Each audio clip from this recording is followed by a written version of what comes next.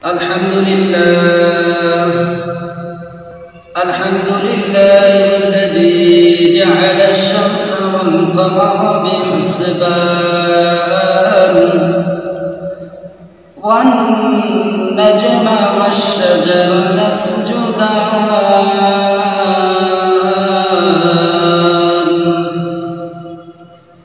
وفضل زمانا على زمان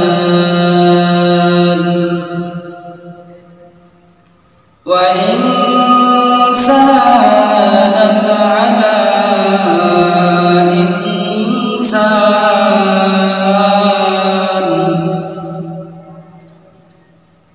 كما فضل مكانا على مكان ونشهد أن لا إله إلا الله وحده لا شريك له ونشهد أن سيدنا ومولانا محمدا عبده ورسوله أرسله الله تعالى بالحق بشيرا ونذيرا وداعيا إلى الله بإذنه وسراجا وقمرا منيرا أما بعد فأعوذ بالله من الشيطان الرجيم بسم الله الرحمن الرحيم إذا جاء أجلهم لا يستأخرون ساعة ولا يستقدمون وقال النبي صلى الله عليه وسلم تحفة المؤمن الموت أو كما قال النبي عليه الصلاة والسلام موت كاس كل ناس شارب قبر بيت كل ناس داخلون यही हम सब मुसाफिर हैं वही आखिर ठिकाना कोई आगे रवाना है कोई पीछे रवाना मुअज्जज़ मोहतरम दिगार जुमा दिनेर मुसल्लिन इकराम सर्वप्रथमे आल्लाह सुब्हानाहु वा ताआलार दरबारे लाख कोटी शुक्र सुजूद জ্ঞাপন করি যে আল্লাহ সুবহানাহু ওয়া তাআলা আজকে পবিত্র জুমার দিন সাপ্তাহিক ঈদের দিন গরিবের হজের দিন আজ এই পবিত্র জুমার দিনে আপনাকে আমাকে বর্তমান এই বিহারপনা নির্লজ্জপনা জামানার মধ্য থেকে যাচাই বাছাই করে ভালোবেসে মোহাম্মত করে তাহারগর মসজিদে আসার বসার তিনি কিছু কথাবার্তা বলার শোনার তৌফিক দান করেছেন। এই জন্য সেই মহান আল্লাহ সুবহানাহু ওয়া তাআলার দরবারে লাখ কোটি শুকর সুজুদ জ্ঞাপন করি, সকলে বলি আলহামদুলিল্লাহ। प्यारे हाजिरीन, আজকের আমার এই জুমার দিনের বিষয়বস্তু হলো যে আয়াতখানি পাঠ করেছি, আপনারা অবশ্যই কিছু না কিছু ধারণা অবশ্যই পেয়েছেন যে আজকের এই জুমার দিনের আলোচনার বিষয়বস্তুগুলো কি হবে। তো প্যারে হাজিরিন, কুরআনুল কারীমের মধ্যে আল্লাহ সুবহানাহু ওয়া তাআলা ৬৬৬৬টা আয়াত নাযিল করেছেন। এই ৬৬৬৬টা আয়াতের মধ্যে পৃথিবীর বুকে যত ধর্ম রয়েছে, হিন্দুগণ, বৌদ্ধগণ, খ্রিস্টানগণ, ইহুদিগণ, নাসারাগণ আর মুসলিম বলেন না কেন, পৃথিবীর বুকে যতই ধর্ম আছে সমস্ত ধর্মের লোকেরা ৬৬৬৫টা আয়াতকে অস্বীকার করতে পারে। কিন্তু প্যারে হাজিরিন, এই একটাই মাত্র আয়াত রয়েছে যে আয়াতকে কিন্তু কেউ অস্বীকার করতে পারে না, সকলেই এটাকে বিশ্বাস করে। প্রত্যেকটা ধর্মের লোকেরাই এই একটা আয়াতকে অবশ্যই তারা বিশ্বাস করে। আর সেই আয়াতটাই আজকে আমি আপনাদের সামনে তেলাওয়াত করেছি।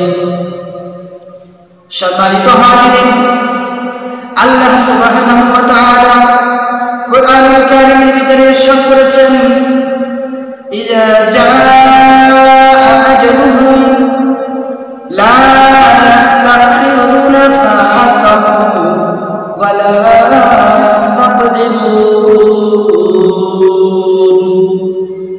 আল্লাহ সুবহানাহু ওয়া তাআলা বলেন, হে দুনিয়ার মানব সম্প্রদায়, হে দুনিয়ার মানুষেরা, তুমি যেই রঙের যেই বর্ণের হও না কেন, তুমি ধনী হও গরিব হও না কেন, তুমি সুস্থ থাকো অসুস্থ থাকো না কেন, তুমি হিন্দু হও বৌদ্ধ হও খ্রিস্টান হও নাসারা হও মুসলিম হও না কেন, প্রত্যেককেই কিন্তু তোমাদের নির্দিষ্ট একটি মৃত্যুর সময় তোমাদের রয়েছে। সেই নির্দিষ্ট মৃত্যুর সময় যখন তোমাদের চলে আসবে, তার 1 সেকেন্ড আগেও তোমার মৃত্যু হবে না, আর 1 সেকেন্ড পরেও তোমার মৃত্যু হবে না।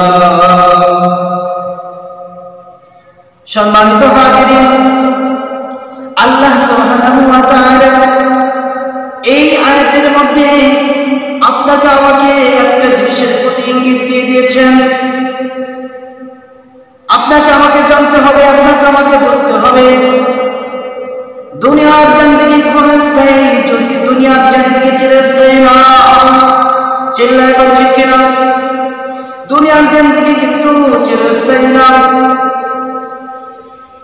মৃত্যু আপনার আমার জন্য সামনে দণ্ডায়মান রয়েছে, কখন যেন কার মৃত্যু চলে আসে কেউ জানে না।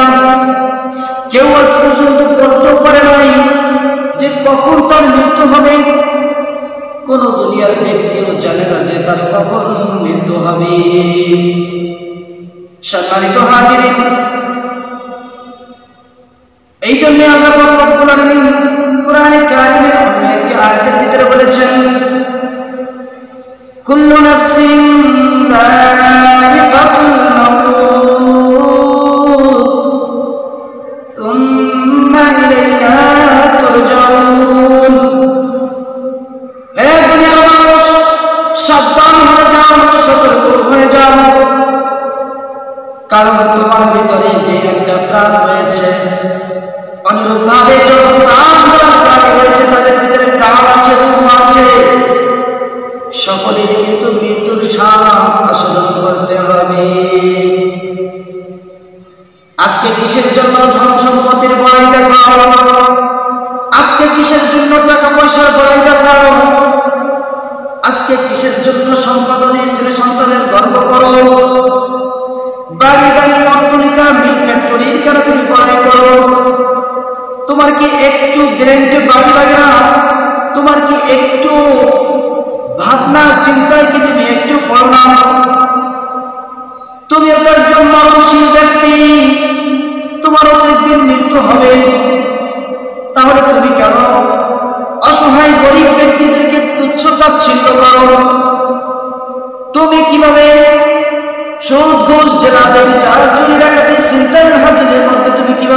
হও, তোমার কি একটা সেকেন্ডের জন্য চিন্তা হয় না যে তোমার সামনে মৃত্যু কিন্তু অতি নিকটবর্তী?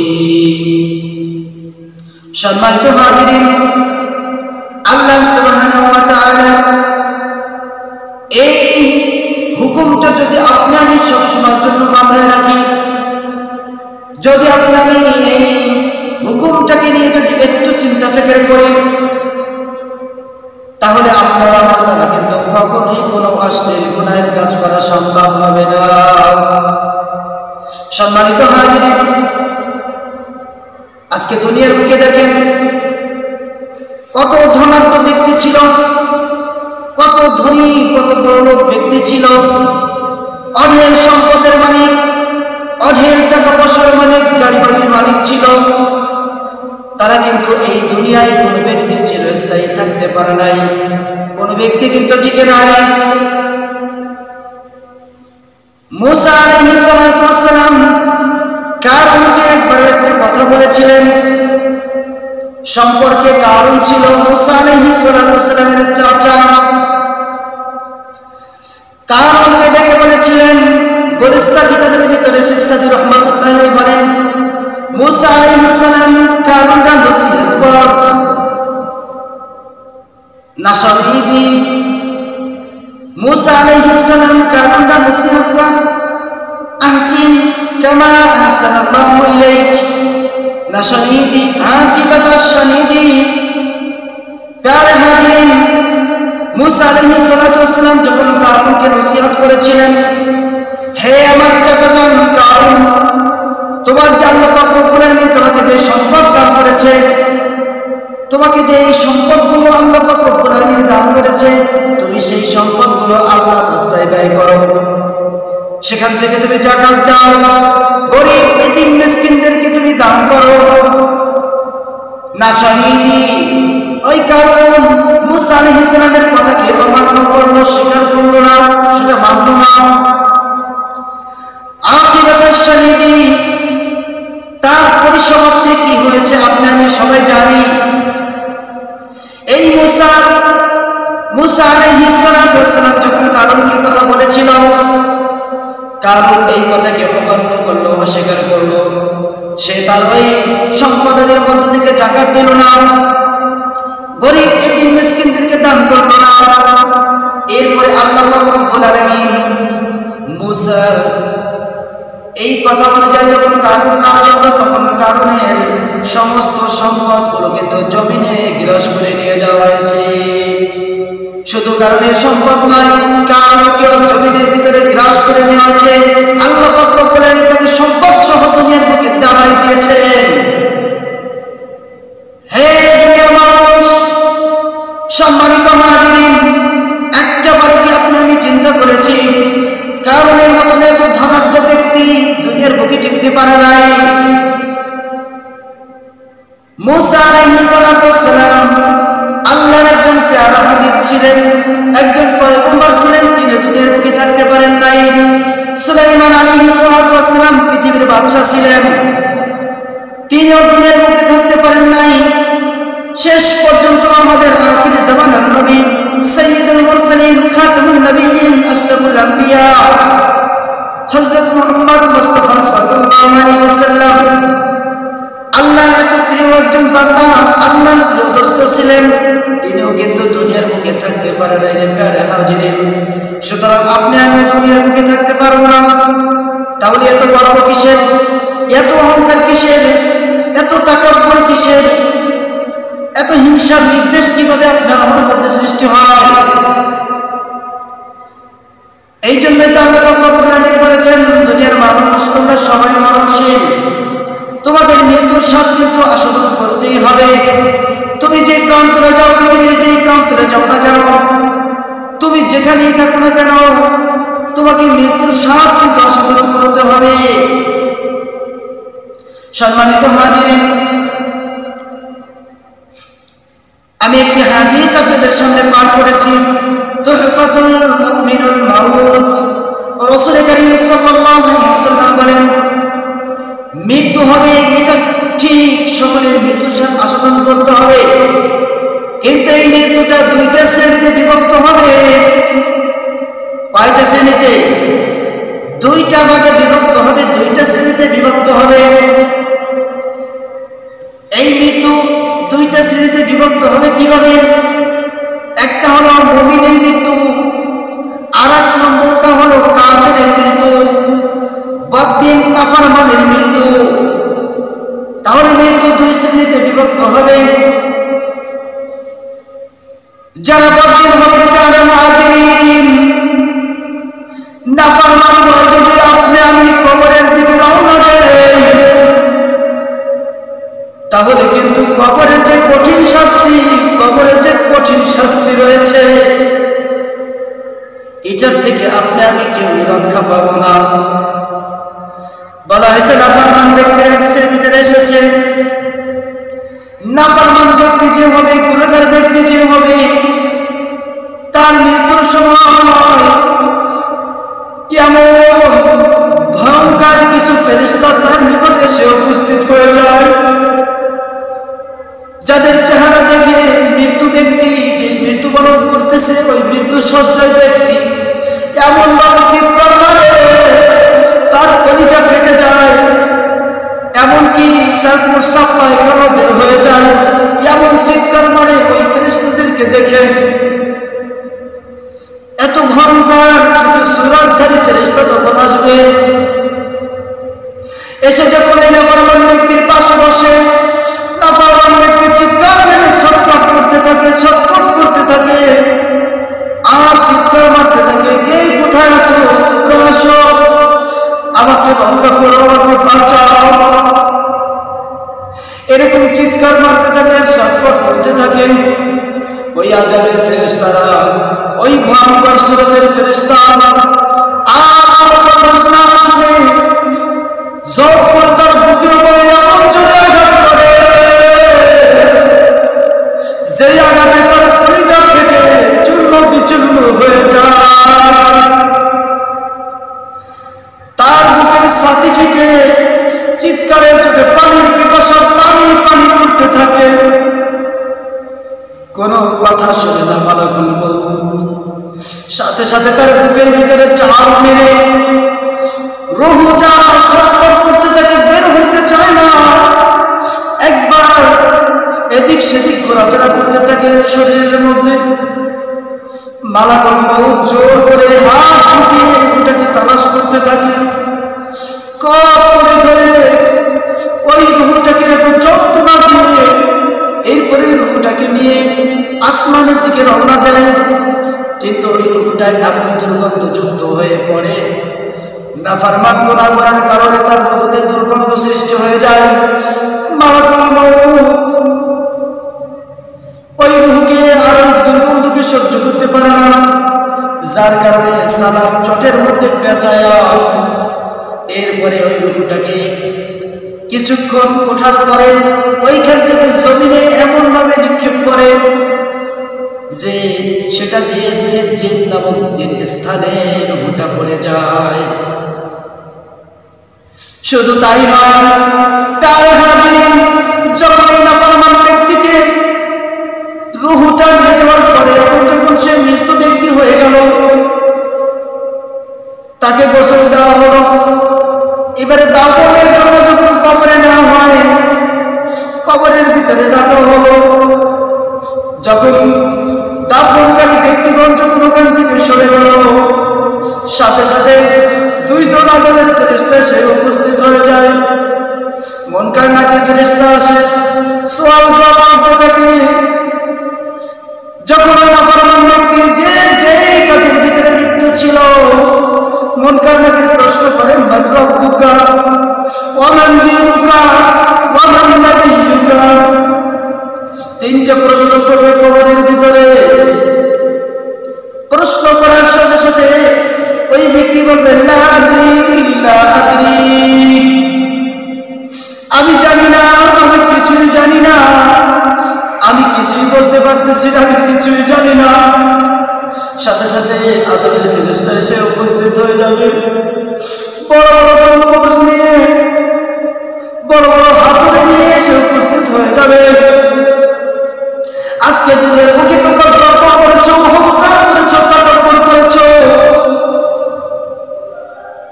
গুনার কাজের মধ্যে তোমার জীবনকে কাটাইছো। ওই ফেরেশতারা দৌড় দিয়ে এমন জোরে জোরে আঘাত করবে, আঘাত করার পরে সাথে সাথে ৭০,০০০ গজ মাটির নিচে ঢুকে যাবে। নাউযুবিল্লাহ, আল্লাহ রক্ষা করুক আমাদেরকে। এরপরে যখন আবার টেনে আবার এমন জোরে আঘাত করা হবে, তার মাথা চূর্ণ বিচূর্ণ হয়ে যাবে, খণ্ড বিখণ্ড হয়ে যাবে, আবার ৭০,০০০ গজ মাটির নিচে ঢুকে যাবে, আবার সেখান থেকে তুলে দেওয়া হবে। এরপরে কবরের ভিতরে কবর তখন ডাক দিয়ে বলবে,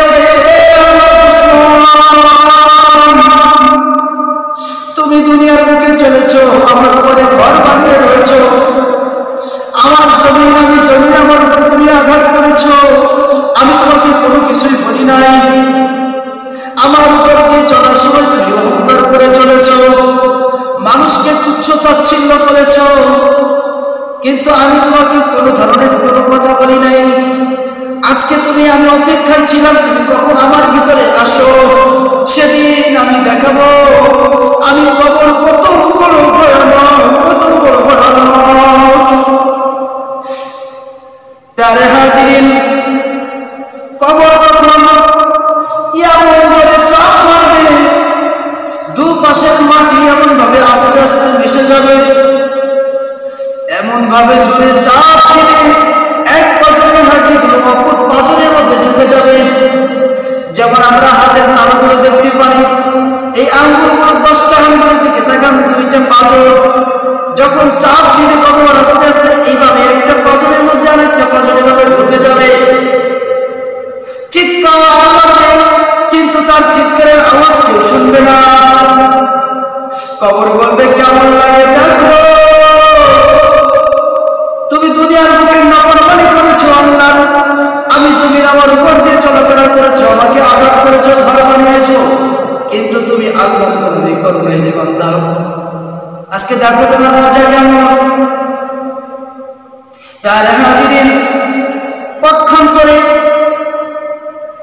যদি কোনো মুমিন ব্যক্তি যে আল্লাহর রাজামতি অর্জন করতে পেরেছে, যে আল্লাহর সন্তুষ্টিকে অর্জন করতে পেরেছে, এই মুমিন ব্যক্তি যখন মৃত্যু সজ্জায় সজ্জিত হবে, মালাকুল মউত আজরাইল আলাইহিস সালাতু ওয়াস সালাম যখন উপস্থিত হয়ে যাবেন, উপস্থিত হওয়ার সাথে সাথে তার পাশে যখন বসবে, এত সুন্দর চেহারা নিয়ে তার পাশে বসবে, আর আসার সময় বলতে থাকবে, আহলান সাহলান মুবারাকান ফি, এই সুসংবাদটা দিতে দিতে ফেরেশতাগুলো এসে তার পাশে বসবে, মালাকুল মউত এসে তার পাশে বসবে। ওই মুর্দা ব্যক্তি, ওই মুমূর্ষু অবস্থায় মুমিন ব্যক্তি তার আত্মীয় স্বজনদেরকে ডাক দিয়ে বলবে যে দেখো কতগুলো মেহমান আসছে, কত সুন্দর সুন্দর মেহমান, তোমরা তাদেরকে বসার ব্যবস্থা করে দাও।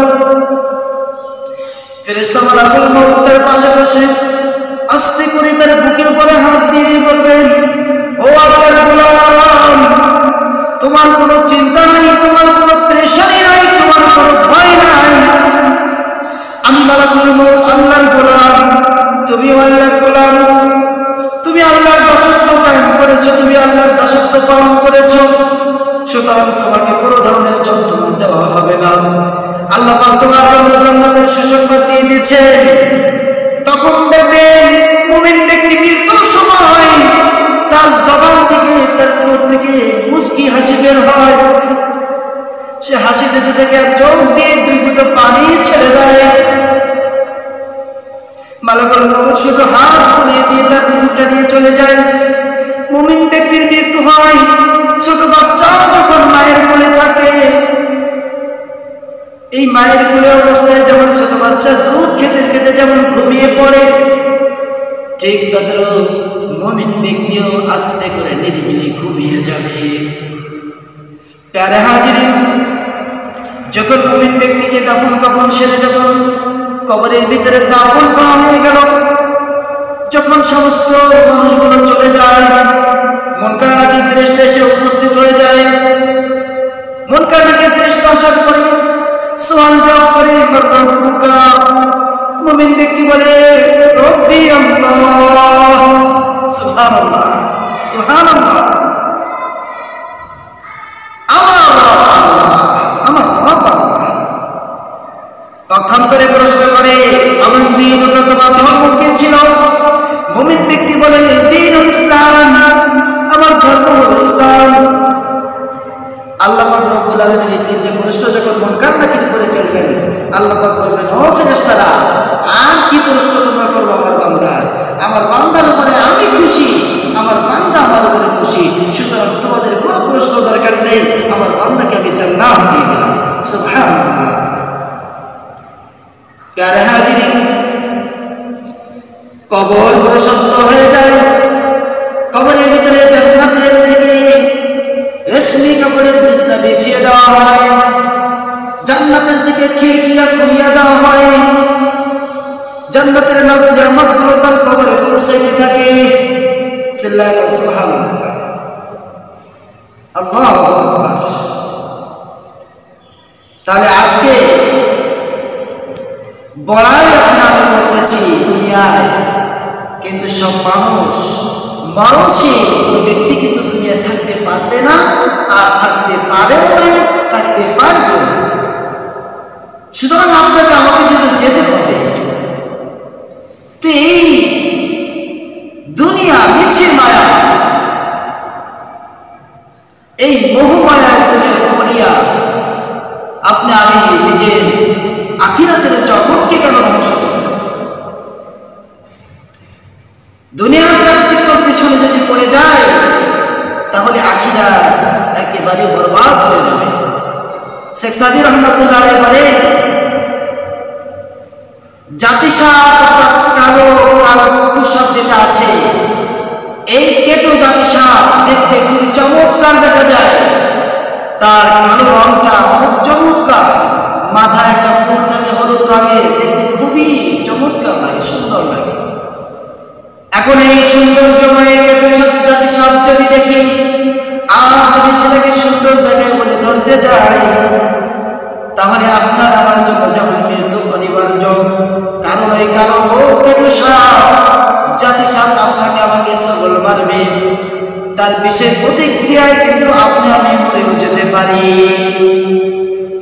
শেখ সাদী রহমাতুল্লাহ আলাইহি বলেন, দুনিয়ার মানুষ, দুনিয়াটা ঠিক ওই কালো কেটো জাতিসাপের মতন দেখতে খুবই চমৎকার চাকচিক্যময় দুনিয়া, রং বেরঙের জিনিস রয়েছে দুনিয়ার মধ্যে, কিন্তু যদি এই চাকচিক্যর পিছনে পড়ে, সৌন্দর্যের পিছনে পড়ে যদি দুনিয়ার মধ্যে আমরা দুনিয়াকে ধরতে চাই, তাহলে কিন্তু দুনিয়াও আমাদেরকে সবল মেরে আমাদের জীবনকে ধ্বংস করে দিয়ে আখিরাতের জীবনকে কিন্তু সে ধ্বংস করে দিবে।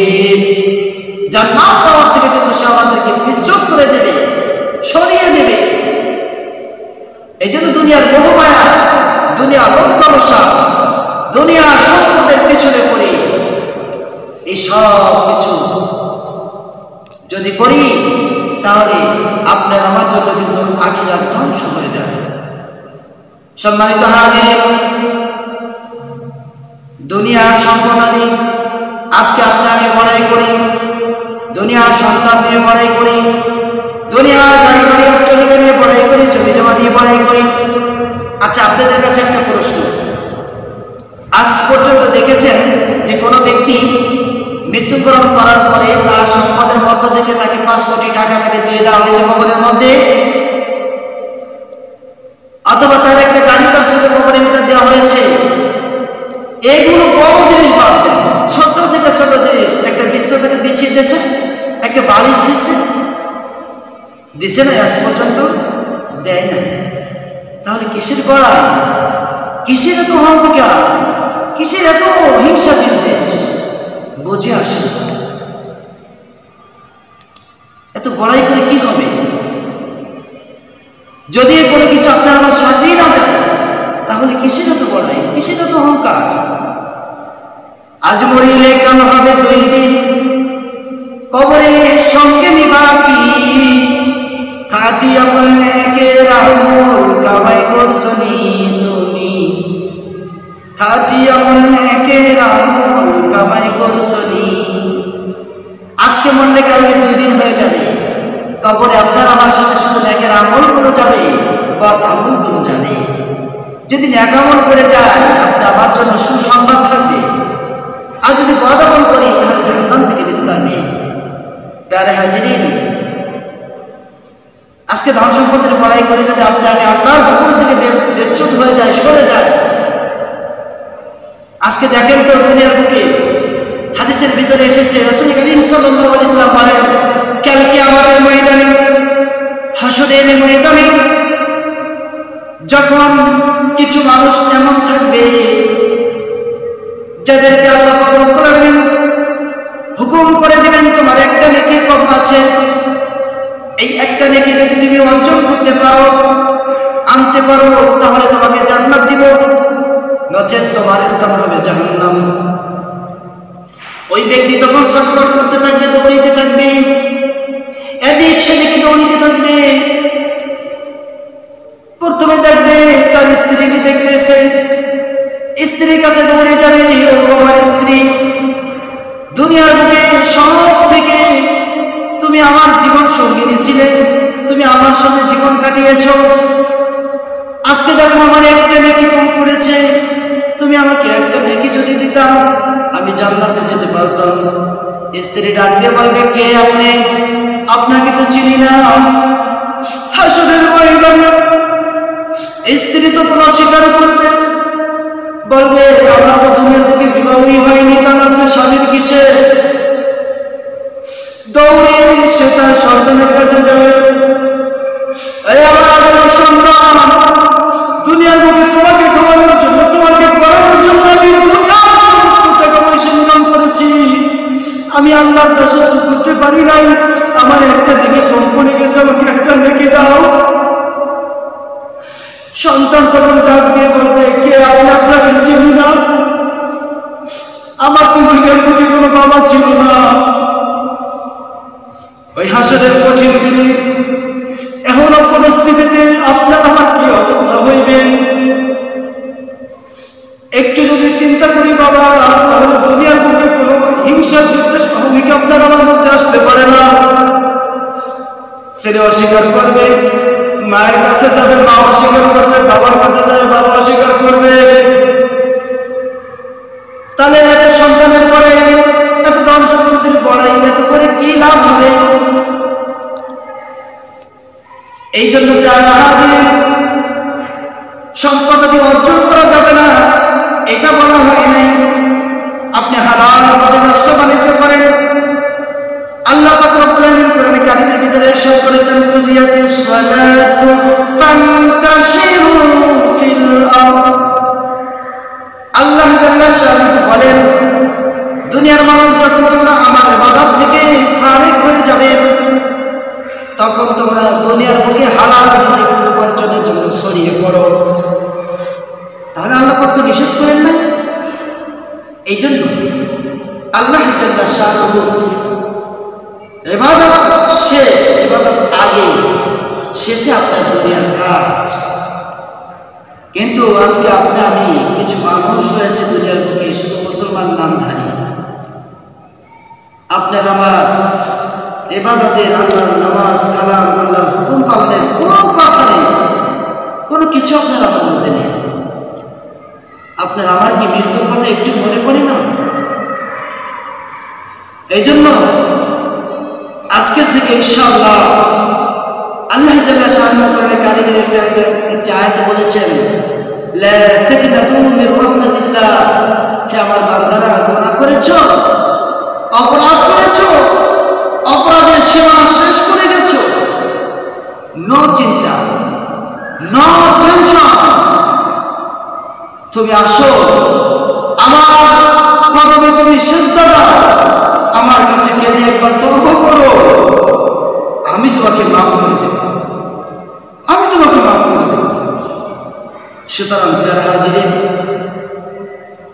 আপনি আমি আজকের থেকে একটা জিনিস ওয়াদা করব, মৃত্যু যেহেতু আপনার আমার হবে, মৃত্যুবরণ করতে যখন হবেই তখন মৃত্যুর জন্য প্রস্তুতি নিয়ে নেকের আমলগুলো আপনাকে আমাকে বেছে বেছে বেশি বেশি করতে হবে। খারাপ কাজ থেকে পরিত্যাগ করতে হবে। অশ্লীলতা বেহায়া করা কোনো কাজের দ্বারা যাওয়াই যাবে না। এই জন্য আল্লাহ রব্বুল আলামিন আমাদের সকলকে যা কিছু বললাম সকলকে আমল করার তৌফিক দান করেন। ওয়া আখিরু দাওয়ানা আলহামদুলিল্লাহি রাব্বিল আলামিন।